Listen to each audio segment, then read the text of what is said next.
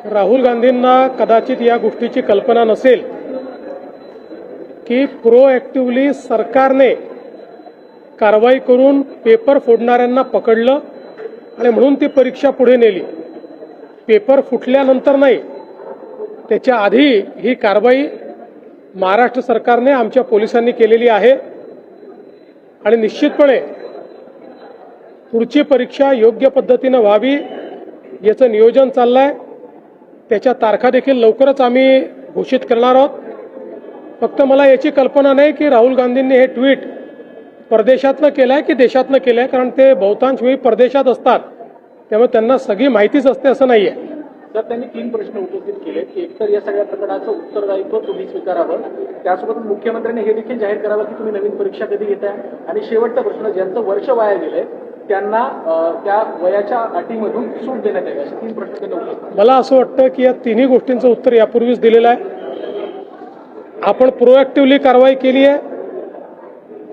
ज्यांना पकडलंय ते तर आंतरराज्यीय गुन्हेगार निघालेले आहेत. इतरही राज्यांमध्ये त्यांनी कारवाई केलेली आहे. त्यामुळे ही जी कारवाई आपण केली यामुळे अनेक राज्यातली पेपरफूट वाचवण्याचं काम आपल्या सरकारने केलं आहे.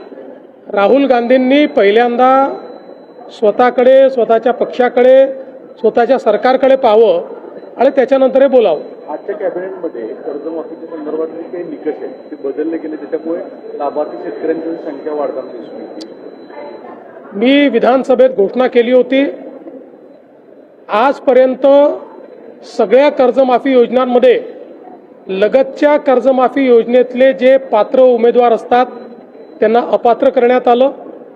यावेळी आम्ही त्यांनाही 50,000पर्यंत पात्र करण्याचा निर्णय घेतला होता, पहिल्यांदा खास बाब म्हणून.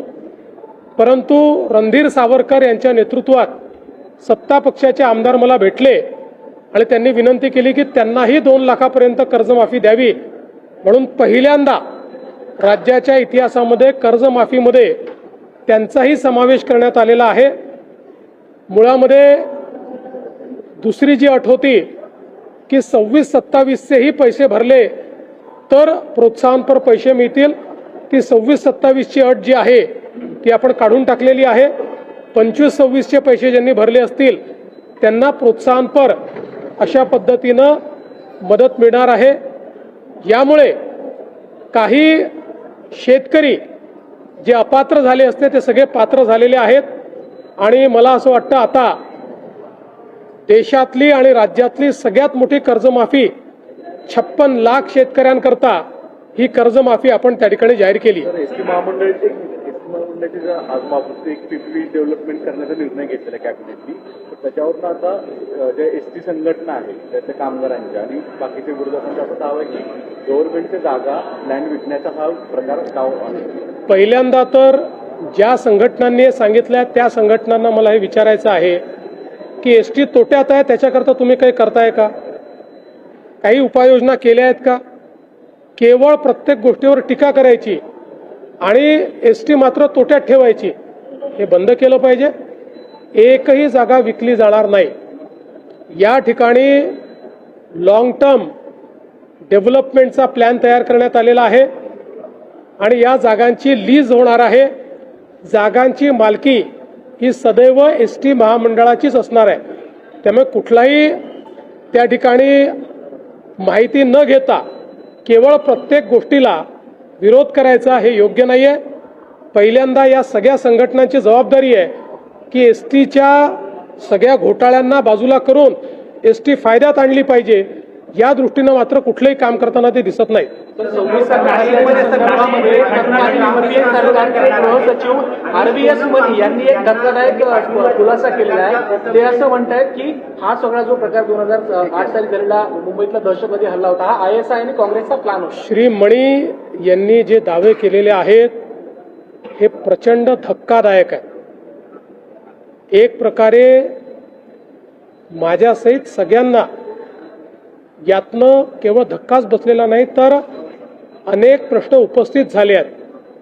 काही गोष्टी त्या काळामध्ये मीही विधानसभेत उपस्थित केल्या होत्या आणि आपल्याला कल्पना असेल तर विधानसभेच्या पटलावर या संदर्भात इंटेलिजन्स काय होता हे देखील त्या काळात मी मांडलेलं आहे. त्यामुळे आता तर अशा प्रकारचं वक्तव्य येणं हे मला असं वाटतं अतिशय धक्कादायक आहे. माझी अपेक्षा आहे की या संदर्भात योग्य चौकशी झाली पाहिजे.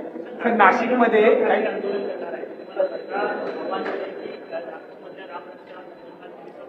माझी एवढीच अपेक्षा आहे की त्यांनी किमान 2 पानं तरी रामरक्षेचे वाचावे.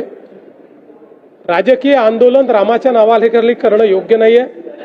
मागच्या वेळेस ते रामरक्षा वाचू शकले नाहीत. मी देखील त्यांची तयारी असेल तर त्यांच्यासोबत रामरक्षा म्हणायला तयार आहे. मला पूर्ण रामरक्षा येते.